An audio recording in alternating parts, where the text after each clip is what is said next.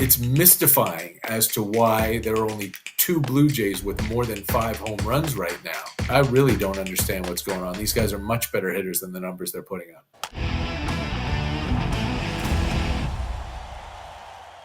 Mike Wilner joining us to talk a little Blue Jays right now, coming off a weekend where their GM spoke. You can follow Mike at Wilnerness on Twitter. Mike, great to have you on. Great to see you again. And let's get right to the comments from Ross Atkins, who essentially said they've been working on contract extension talks in the past. Nothing has gotten done, but they're damn sure not going to trade those guys, Bo Bichette and Vlad Jr., at the deadline. Is that how you took it?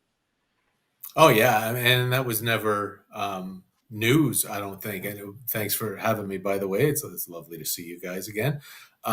They've pretty much been steadfast all year that this is not happening as much. It was all sort of a creation of chatter from, people who have to fill a news cycle, I guess, but Vlad and Bo were never going anywhere. This was a team that is set up to win now, and they're not doing it, but they're not going to pull the plug on 2025 as well, given the window that they've managed to put together. They messed up the offseason. You guys were talking about the Mariners and how they didn't address the things they needed to address. The Blue Jays, they went into the offseason saying, hey, we don't have enough offense. We're going to add 2 to 4 big bats, and then decided, well, it couldn't get Ohtani, couldn't get Soto, so we're just going to double down on defense, and it hasn't worked at all. But they're not going to close the window to have Bo and Vlad back next year and try to do it again, even if this year doesn't work out. And this year's still a long way from not having worked out. Mike, I want you to do something for all of us watching. Can you point towards the screen? Can you point towards the screen? The screen? Yeah. Yeah, the screen, right? How many fingers are pointing back at you? Because Ross Atkins was pointing, we're not re-signing him, or we're not trading him. We're not getting rid of him. How many fingers were pointed back at him? Maybe he's the one that needs to go. I think I addressed this last time you were on, and it maybe irritates me because I'm a big John Schneider fan, but to me, something has to give. And I think when you don't have an offseason where you didn't spend money or you didn't make any, you didn't even bring Brandon Belt back. He wasn't going to cost that much money. And he was an integral part of your offense last year. So when is he gone? Trade deadline? Get rid of a GM? Well, first thing is I'm going to point at one more thing, Kratzy, because this one's for you. This bobblehead right here. This is your good buddy. Yeah. You know it. That was going to be my ending comment when I saw it when you first popped on. You know my love for J Happ, so he's enjoying his retirement. I'm glad that you put his bobblehead forefront there. Yeah, that's for you. As far as here's the thing. I wrote a column in the Toronto Star last week, I think, because talking about the discontent of the fans here in Toronto, and all the fans are saying fire Ross Atkins and fire John Schneider. And I said, hold on, you can't have both, because John Schneider, in his 2 years almost as manager of the Blue Jays, has the best regular season winning percentage of any Blue Jays manager in history. Better than John Gibbons, better than Cito Gaston, better than Bobby Cox, better than all of them. So either Ross has put together a really bad team and John Schneider is doing an incredible job with it to have this great winning percentage, or Ross Atkins has put together an unbelievable team and John Schneider is screwing up to the extent that he's still winning a lot of games. So it can't be both. And I'm not a huge fan of firing a GM midstream. I think that, what are you going to do if the Blue Jays are still under 500 or relatively out of the race come the All-Star break or even July 25th, and it's Ross's fault for doubling down on pitching and defense and having it not work and having this be the worst offense that the Blue Jays have had in 20 years. They've set a club record that's ongoing right now as we speak. They haven't scored in the first inning for 24 straight games. And, when you set up your batting order, it's supposed to be to score in the first inning. but it's been 24 games. So if it's Ross, and I don't think Ross operates in a vacuum. I think Mark Shapiro still has a lot to do with the baseball operations of this team. It's one of the reasons he came here. But if you let Ross go, do you put in some interim GM who's going to follow the same playbook to run the trade deadline? Is that the guy that you want to move Yusei Kikuchi and Jimmy Garcia and Kevin Kiermaier and Justin Turner if he comes back around? And then you do your GM search. You can't really do a GM search in July or June. I don't know that it puts you in the right spot if you blow up your GM in the middle of a season. I mean, I know they have James Click sitting in the front office, who won a World Series with the Houston Astros, but is he going to just follow the same playbook? He's been here for a couple of years now. So I'm not sure what it does. I think you get more bang for your buck if you make a GM switch at the beginning of an off season, do a real proper search. You can poach people from somebody else's front office. Although, again, Kim Eng is sitting there, doesn't need to be poached. You bring her in right now. But I do think if it comes down to Atkins or Schneider, it's Atkins. But at the same time, I don't think it's Atkins by himself that has put the Blue Jays in the mess that they're currently in. He certainly doesn't do himself any favors when he steps in front of a microphone, though. FT is headed to the MLB All-Star Game this year, and there's only one way you should be finding tickets for any ball game. SeatGeek is the official ticket marketplace of Major League Baseball, so they have you covered for all of your baseball ticket needs. I'm super pumped to hit the Futures game this year. That new skills competition looks electric. I agree, Kratz. It's like the Olympics for baseball. Cannot wait to see that. With over 28 million downloads, SeatGeek is the #1 rated ticketing app. Baseball season's in full swing, and you don't want to miss out. SeatGeek has your tickets to every game and, of course, concerts, festivals, and more. Every ticket's backed by their buyer guarantee, and SeatGeek is the only site that lets you return your tickets ahead of the event with swaps. And Kratz, you know FT came through for the people. Use our code FOUL for $20 off tickets at SeatGeek. That's $20 off your first purchase with promo code FOUL. Make sure you click the link in the description to download the app, please. Bo Bichette, Vladimir Guerrero Jr., two of the supposed stars on this squad. I'm just a little worried. I'm talking about power numbers. Both of them have 5 and 4, respectively, home runs. I don't know respectively, but they should be driving in more. They should be hitting a lot more power. Is there anything to this right now? I mean, Vladdy didn't hit a home run at home. Took him over 2 months to hit one at home, if I recall, last year. The home run numbers are very surprising to me from both of those guys. Anything to it, you think? Oh, me too. I mean, yeah, Vladdy didn't hit a home run at home until June 23rd last year. He got it out of the way early this year, but still he only has, he's on pace to hit 15 home runs this season. Which is like half of what you would expect his minimum to be.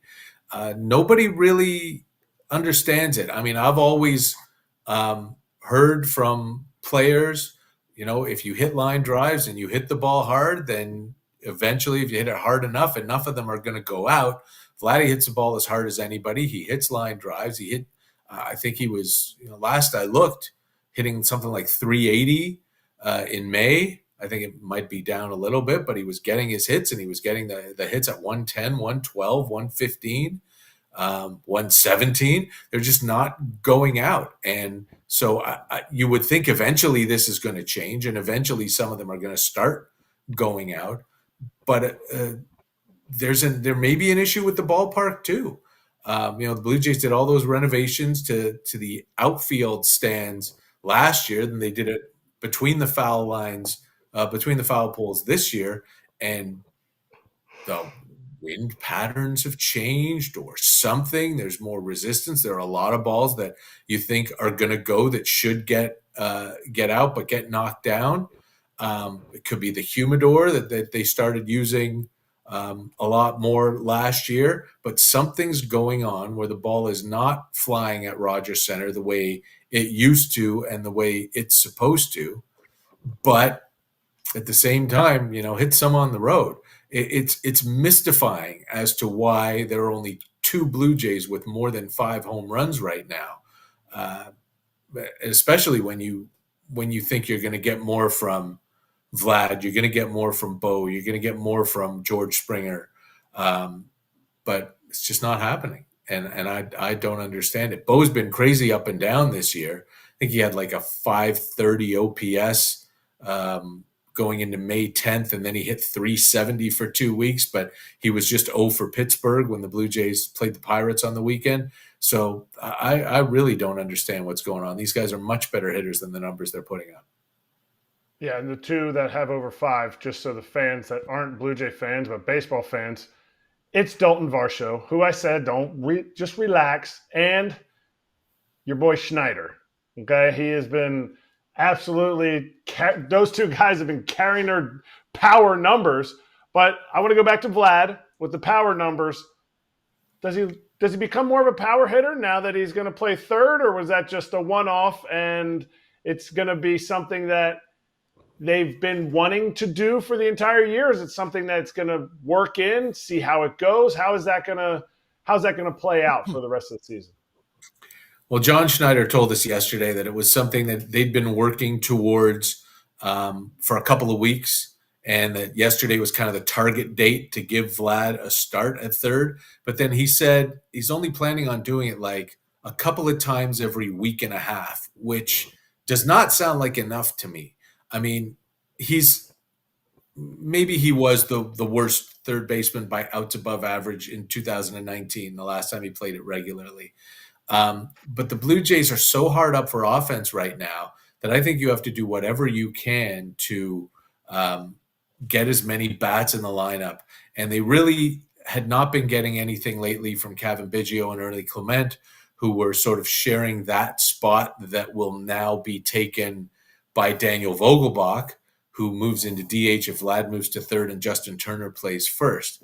And I'm all about selling out for offense at this point. When you're before they played those 6 games against the White Sox, the Jays were 29th in Major League Baseball in runs per game. The offense started to come around a little bit, but then it's fallen off in the last 4 games as well, now that they're done with the White Sox. And now Baltimore's coming to town for 4 games. So it's going to get tough. You need to score some runs. You need to get Justin Turner going. And if that's not going to happen, you've got Spencer Horwitz, who's absolutely destroying AAA right now, sitting there waiting, a left-handed hitter who was in the major leagues for a month last year and did okay. And he's someone who you move up, but you don't have a place for if Vlad is at first base. So I'd like to see Vlad at third 3 or 4 times a week. And I'm hoping that eventually that's what they come to. Eric Kratz here from FT. I'm a former athlete that really pays attention to his routine. And AG1 every morning before my workouts is something that gets my day going. Hey, Braun here. AG1 is a foundational nutrition supplement that delivers daily nutrients and gut health support, and it's backed by multiple research studies so you can trust what you're putting in your body. Unlike other products which only test their ingredients in isolation, AG1 tests their formula as a whole. Ready for this stat? 97% of people in a research study felt more energy after 30 days of drinking AG1. If I had to recommend one product to support whole body health, it's AG1, and that's why FT is excited to have them as a new partner. Starting your journey with AG1 is a win. Try AG1 and get a free 1-year supply of vitamin D3K2 and 5 free AG1 travel packs with your first purchase at drinkag1.com/foul. That's drinkag1.com/FOUL. Go check it out, FT fam. Do you get the sense when John Schneider says we're going to play him a couple of days every other week, that that's a John Schneider move, or that is a front office algorithm? How can we get the most offense into our lineup? Because I've seen these algorithms and it's like, hey, we could put this person here and that's actually more valuable, but wait a minute, like he actually has to play that position. Do you feel like it's a John Schneider move, or do you feel like it's kind of like the whole playoff thing last year and it's a predetermined front office move? Yeah, I don't think anything really is a John Schneider move. I think it's all, this is all about collaboration, and everyone's got a hand in it, and everyone's, talking and saying, let's do this, let's do that, let's do that. The playoff thing last year apparently was the brainchild of one person from the front office, and the Blue Jays thought it was such a great idea that they put it in, and it blew up in their faces, taking Jose Barrios out in the fourth inning of a 0-0 game. After he'd given up a leadoff walk, just so you could get a lefty in and get the Twins to switch up their batting order so your right-handed relievers were more effective later. Didn't work at all. But I mean, it's a pattern. It's a pattern with this front office over the last 9 seasons. Too cute by half. Smartest person in the room. This is our crazy great idea that nobody else has thought of. Let's do that. I think that Mark Shapiro and Ross Atkins are plenty smart. I don't think they're nearly as smart as they think they are as far as these sorts of moves. There's no galaxy brain happening here where they're outsmarting their rivals as opposed to outplaying their rivals. So, no, I don't think it's a John Schneider by himself move. I think if John Schneider had complete autonomy, he'd be running this team a lot differently. But I do think that we call them here either the khakis or the binders, the dozens of people in the front office running around with their laptops and creating these algorithms and doing this data work. I think that they are definitely saying, okay, here's a starting pitcher against a certain lineup where there's not going to be a lot of action on the ground at third base. Let's play Vlad at third in that game. And let's find those matchups where we'll put him at third base and he probably won't get a ground ball or more than one. And he only did get 2 yesterday, and one of them was at deep shortstop in the shift. So they were right about that. But I think what it comes down to is they tried Justin Turner at third a couple of times earlier in the season, and it did not work well. Vladdy saved him on 5 or 6 throws, I think, that were up the line where Guerrero made the catch and tagged a runner going by. So I think they've decided that putting Vladdy at third is at least better than having Turner at third. And we'll try him there in games where we don't think he's going to get a lot of action and hope it works. But as soon as the Jays had the lead late last night, yesterday afternoon, they put the hands team in. Vladdy moved over to first. Isaiah Kiner-Falefa moved over to third from second. Davis Schneider came in from the outfield and played second base. And Kevin Kiermaier came in and played center and moved Varsho to left. So they've got that hands team that is excellent defensively. And I think I hope more often they will try to get the bats team in more. Of course, this means that Justin Turner has to wake up. I think he was probably like 4 or 5 for May. And that Daniel Vogelbach has to keep hitting like he has the last couple of weeks where he deserves to be in the lineup against every right-hander. Well, that's how I want to finish, actually. So last one, we're a little tight on time, but you mentioned Vogelbach. Would you rather have Vogelbach or Brandon Belt in the lineup right now? Well, Brandon Belt hasn't played a major league game in 7 months. So I'm saying at the start of the year, though, I'm so confused. I mean, hopefully we can get him on the show soon to get an explanation here. But this past weekend, we had Adam Lind on the show. And in 2017, he was like 30% above league average, 300 hitter, like the whole works. And he was like, I just simply didn't get a call because I was a mid-30s veteran in baseball. It's confusing for Belt. Like I remember a lot of non-competitive at-bats from Brandon Belt last year, but there were way more where they were and he was getting on base. And I can't understand why if Brandon Belt wants to play, nobody wants him to play for them this year. They could have, maybe they offered him the same deal they offered Vogelbach, which was a minor league invite and $2 million if you make the team. And he held out for a big league contract. I don't know.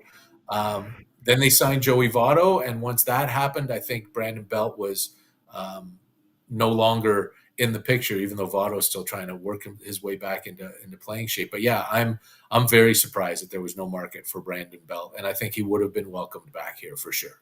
We got to get him on the show. But in the meantime, it's great having you back on the show, as always, Mike. And make sure you check out not only his work in the Star, but the Deep Left Field podcast, Mike talking about all of these Blue Jays topics unfiltered. And there's a lot going on up in Toronto right now.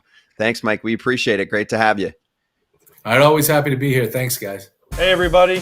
Be sure to like and subscribe for more content. We're back here every weekday, all year long, so do not miss an episode. The videos are coming in all day. Here's another video you might enjoy. Baseball the way it should be covered.